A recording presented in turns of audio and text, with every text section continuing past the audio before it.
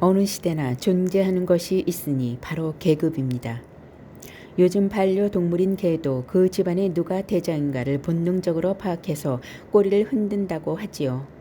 역사에는 수많은 계급이 존재하고 있습니다. 조선조의 벼슬이 이름엔 반드시 붙이는 것이 있으니 정일품, 종칠품 등 품계입니다.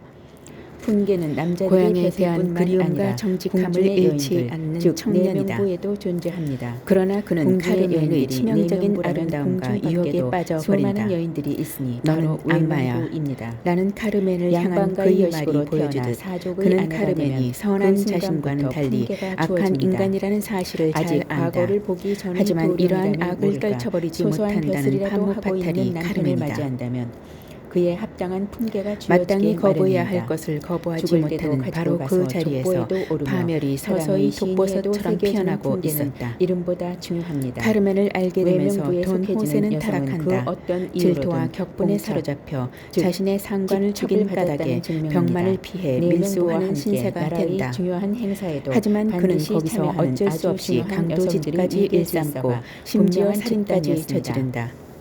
이렇듯 왕실의 사회와 여성을 법의 비롯해서 바깥을 공신들의 넘나들며 어머니와 부인, 온갖 악을 문모 자행하는 대신을 신세이지만 어머니로 그는 이루어진 여전히 봉호를 영혼의 받은 순수함을 여인들이란 간직하고 뜻이지요. 있다. 직접, 그리고 풍계, 카르멘을 봉호, 향한 사랑 공적은 또한 다르지만 변함이 그 없다. 뜻은 다 같은 아니 말들입니다. 그것은 거의 불가항력적인 것이고 고려시대부터 바로 여기에 역사에 그의 등장해서 비극이 있다. 조선시대에 완전히 정립이 된 외명부의 그는 공작은 사회가 요구하는 양반과 도덕과 여인들이 규칙을 비웃을 뿐더러 신분증명서입니다.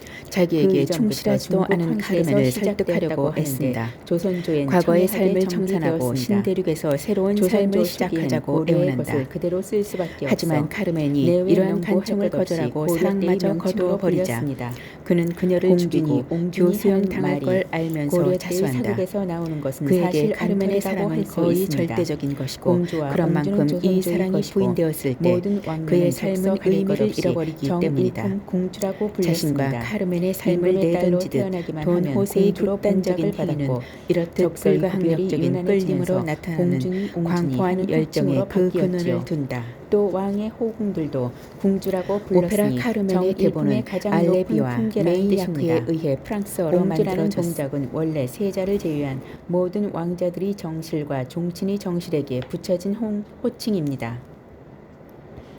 아직 왕비가 되지 못한 세자빈의 어머니와 왕자가 낳은 딸을 택주라 불렀습니다. 왕의 외조모 왕비의 모친은 국대 부인이라 칭호했습니다. 이런 호칭들과 외명부의 봉작이 새로이 정립된 것은 태조 5년의 일입니다. 일품 이상의 대신들이 처는 군부인이라 불렀습니다. 이품은 현부인, 정삼품은 조금 복잡한데 성균관 대사성 이상의 처는 숙인이며 나머지 3품들은 영인입니다.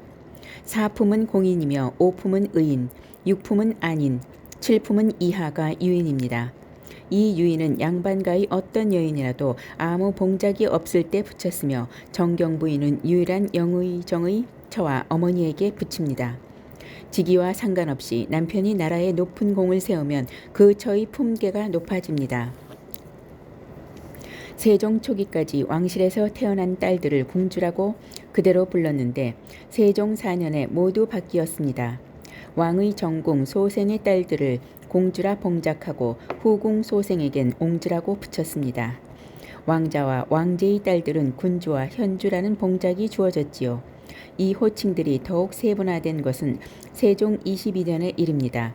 왕과 왕비 사이에서 태어난 딸은 공주, 왕의 서녀와 왕세자의 정녀는 현주, 왕세자가 무사히 왕위에 오르고 대관식을 거친 후 왕이 직접 칙첩을 내려야 현주는 공주가 됩니다.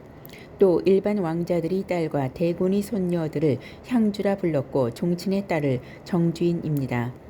일반 왕자들이라 함은 군으로 호칭된 서자들이었고 대군의 손녀까지 향주라 불렀으니 그 봉어만 들으면 바로 신분을 알게 됩니다.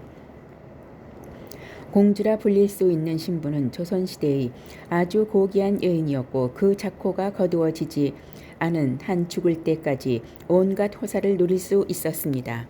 남자들이 벼슬이 올라 그 직위가 높아질수록 아내의 품계가 달라지고 그 위세가 대단했습니다.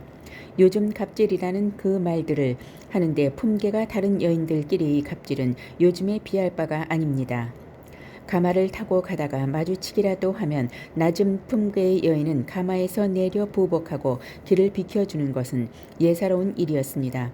궁중의 잔치에도 품계에 따라 자리가 배정되고 상에 놓여지는 음식도 달랐습니다. 아무리 잔치가 지루해도 쓰러져 정신을 잃는 정도의 사고가 아니고서야 낮은 품계의 여인이 먼저 일어설 수는 없었습니다. 그러나 품계가 낮더라도 아무도 못 건드리는 여인들도 있었으니 시어머니가 정경 부인이면 그 어머 며느리는 품계와 상관없이 뭇 여인들에게 공대를 받았습니다.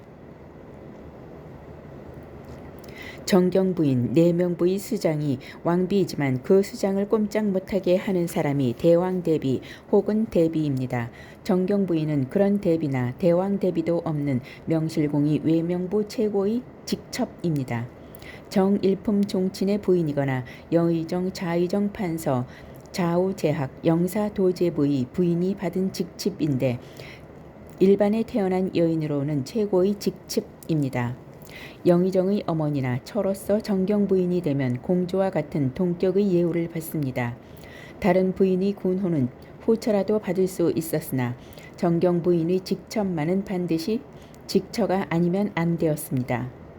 그러니까 부인이 일찍 죽어 후처를 드렸는데 그 높이에 높아져 설령 영의정이 되었다 하더라도 그 후처 부인은 절대 정경 부인이 될 수 없었습니다. 적처와 후처의 신분 중 적서자의 신분을 엄격하게 확정지은 사람이 바로 태종인데 신덕 왕후 강비에 대한 깊은 원한이 그렇게 만들었습니다. 한 여인의 욕망이 아들들과 딸을 그렇게 비참하게 죽게 만들고 그 후의 조선의 수많은 서얼들을 눈물짓게 한 결과가 되었네요. 암튼 그 외의 정변 부인들일지라도 옹주나 부부인, 군부인, 봉보 부인들과 대등한 대접을 받게 했으니 정경 부인이야말로 꿈에 그린 자리나 다름없습니다.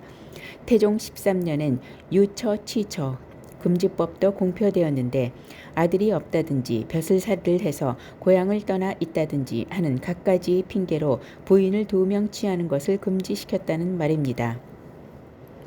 그때까지는 경처, 향처라 해서 부인이 동등한 권리가 주어지고 자식들도 적자로 인정되었는데 태종은 그것도 용납하지 않았습니다. 첫 번째 혼인한 부인이 아니면 모두 제치로 취급했고 그나마 본부인이 살아있으면 전부 첩이되어야 했습니다. 그러나 아무리 양반의 딸이라 할지라도 자식을 낳으면 서자가 되고 본부인이 죽어 그 집안의 전권을 맡게 되어도 직첩은 절대 봐줄 수 없었습니다.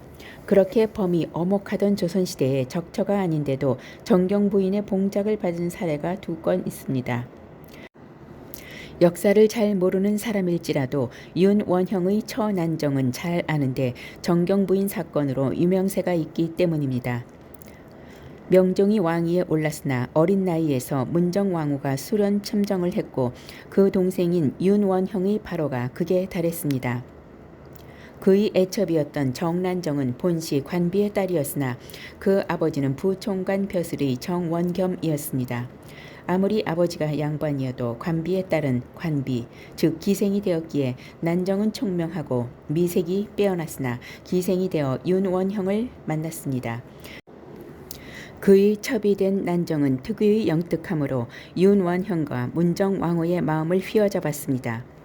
드디어는 본부인인 김씨 부인을 독살하고 어거지로 정처가 되었고 기어이 정경 부인의 직첩까지 받았지요. 그러나 명종이 친정을 하고 윤원형의 세상도 끝나 전 난정은 직첩도 회수되고 본래의 신분인 기생으로 돌아갔습니다. 유배지에서 윤원형과 함께 약을 먹고 자살로 생을 마쳤지요. 과한 욕망은 그렇게 끝이 추악합니다.